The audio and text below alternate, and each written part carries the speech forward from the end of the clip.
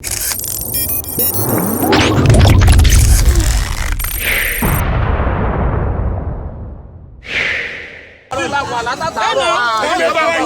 ló yìnbọn fún?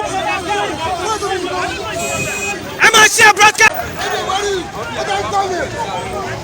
Ọlọ́pàá ẹgbẹ́ ẹ̀ ní kó pé kí wọ́n gba ìbọn lọ́wọ́ ẹ̀. You can see òun ló ń kọ́ọ̀kì ìbọn yẹn.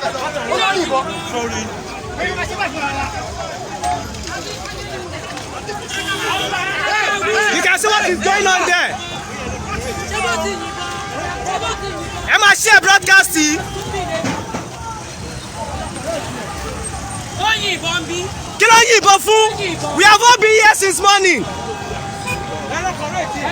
Hello, corrected. The whole world is watching what is happening here.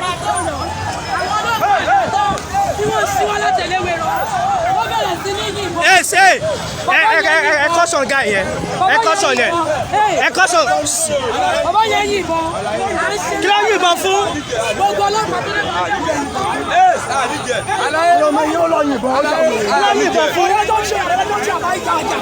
I want you to know that the whole world is watching this right now. Why are they shooting? Ẹ máa ṣe broadcasting. Caution there, and we want to see discipline here. From anywhere.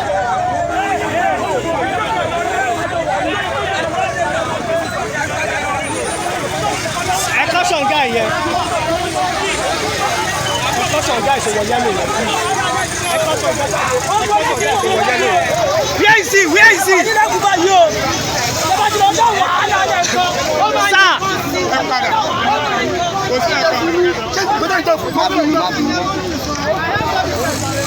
We want you to caution him and we want to see him apologize here now. Ibolewa.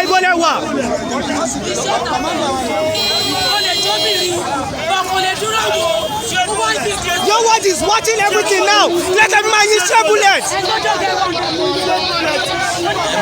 Koiki Media bringing the world closer to your doorstep. You must bring him here. You must apologize.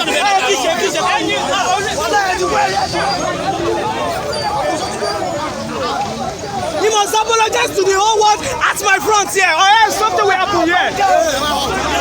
Let on you go.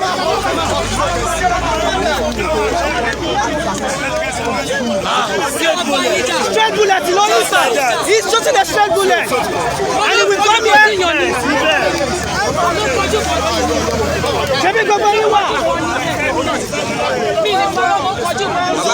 Sir, we need to apologize here. The people are complaining. The people watching are saying something. They are watching. They are saying something.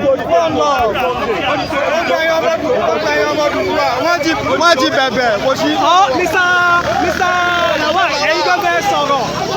Mr. Lawal, talk. Oòduà mo kí gbogbo wa ẹ̀yin ọmọ Yorùbá dé ń wò wá láti ṣẹ́tù rẹ̀. Ìgbà tí wọ́n tá ń lọ wọ́n àtàkì wa wọ́n yin 4 bullet. Wọ́n yin 4 bullet. Níbí báyìí náà. Níbí báyìí nísìnyí. Inú mọ́ junction ara wọn náà ló blame wọn ìpè ní kò yẹ kó rí dísì wa. Ó yin 4 bullets now ní mọ́ junction ṣùgbọ́n a dúpẹ́ fọ́lọ́run gbogbo ara wa òkè kò sí wàhálà. Ẹja mọ̀ ṣe lọ kò sí nǹkan tó máa stop Yorùbá nation. No going back gbogbo àgbè wa. Wẹ́ kó rí bẹ́ẹ̀ o. Wẹ́ kó rí bẹ́ẹ̀ o. I want you to know that people are watching you all over the world now.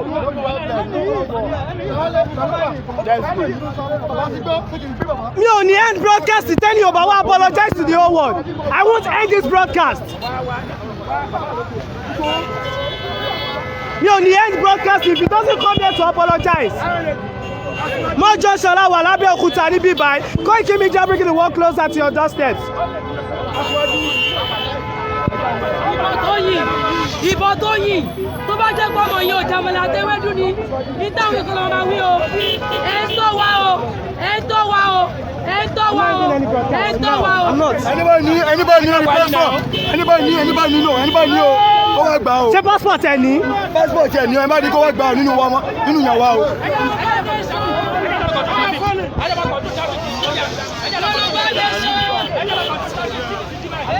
Kí ló ṣẹlẹ̀ tó ń yìnbọn? 4 straight bullets. Why?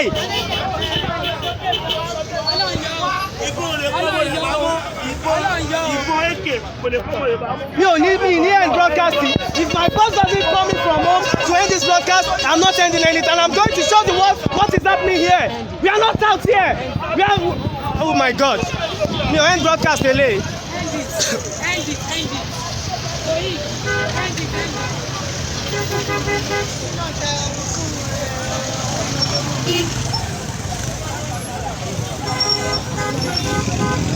For what reason tó fi máa yìnbọn?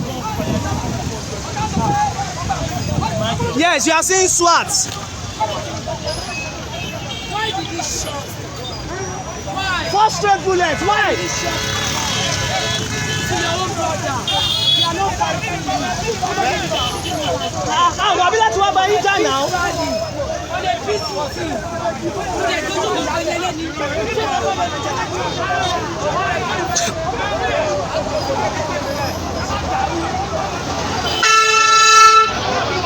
Tí ó bá wá apologize me ní end broadcast yìí.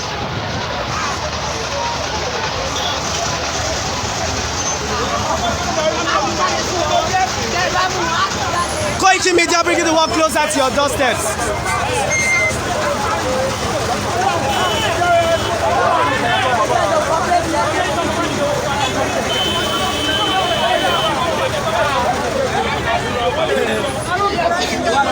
Ó láyà, ó dẹ̀ yìnbọn. Orí Oòduà Nation, ọmọ Yorùbá, ó yìnbọn. Ọmọ Yorùbá. Ẹgbẹ́ tí ẹ bá. Kí lè ní ìdó tí wọ́n máa pẹ́? Ó máa ṣe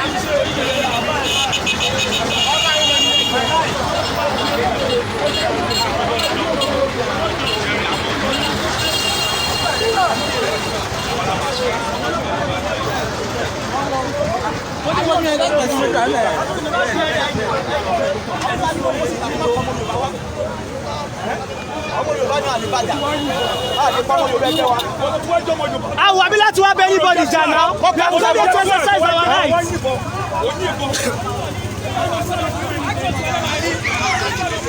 Ẹ̀yin wà bí à ń bí gbogbo èyí. À ń sọ fún ọkọ bá wa rédíò wọn pé kí ló ṣẹlẹ̀ bẹ́ẹ̀ wọn ò já wọn lóhùn sí wọn.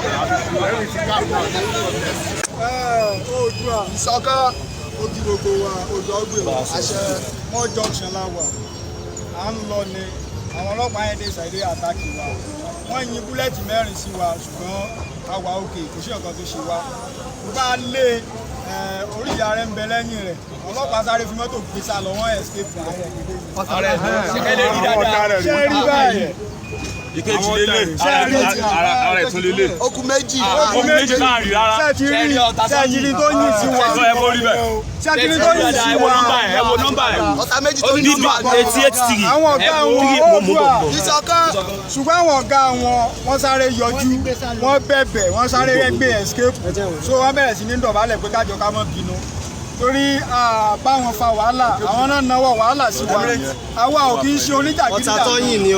ẹ sáà rí pé ní straight bullets 4. pankẹ́rẹ́ àwọn ògbéèké dání àdẹ̀léèké àdẹ̀gbérí àdẹ̀ládàá ṣe rí báyìí pankẹ́rẹ́ lẹ́ni tó bá bá àwọn kan yóò dúró láyé mọ́ Oòduà gbé wa o ṣáàdélẹ̀ lérí Oòduà